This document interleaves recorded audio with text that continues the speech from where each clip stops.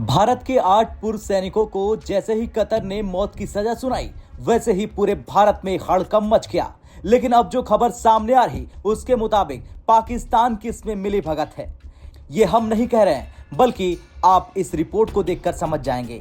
दरअसल एक तरफ पहले तो भारत ने कतर की अदालत के फैसले पर हैरानी जताई और कानूनी विकल्पों को अपनाने की बात कही, तो वहीं दूसरी तरफ खबर आ रही कि पाकिस्तानी आर्मी चीफ ने कतर के आर्मी चीफ से मुलाकात की। अब आप खुद देखिए ये तस्वीर। इस तस्वीर में कतर के आर्मी चीफ सालेम हमद और पाकिस्तान में सबसे शक्तिशाली सेना प्रमुख जनरल असीम मुनीर नजर आ रहे, और इसके बाद ही भारत के 8 पूर्व अधिकारियों पर कतर ने फैसला सुनाया। हालांकि अब इस तस्वीर को लेकर सूचना दी जा रही है और बताया जा रहा कि 12 अक्टूबर को ये मुलाकात हुई थी, जिसमें इन दोनों सेना प्रमुखों की मुलाकात हुई। खुद पाकिस्तानी सेना ने बयान जारी कर कहा था कि इस बैठक में क्षेत्रीय सुरक्षा और द्विपक्षीय रक्षा सहयोग पर चर्चा हुई। पाकिस्तान का कतर के साथ बहुत ही करीबी रक्षा संबंध है।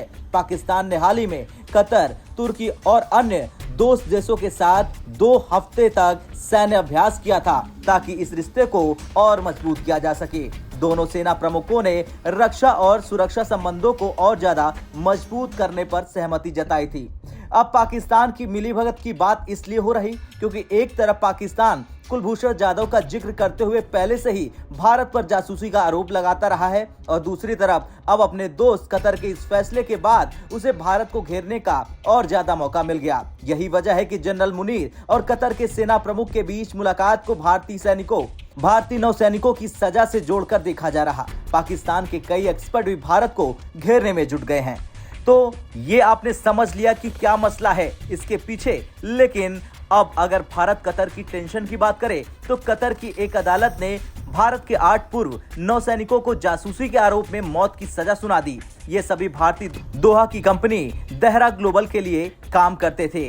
इन सभी लोगों को अगस्त 2020 में हिरासत में ले लिया गया था। तब से ये सभी कतर की जेल में बंद थे और भारत के कई बार गुहार लगाने के बाद भारतीय दूतावास के अधिकारियों को मिलने दिया गया।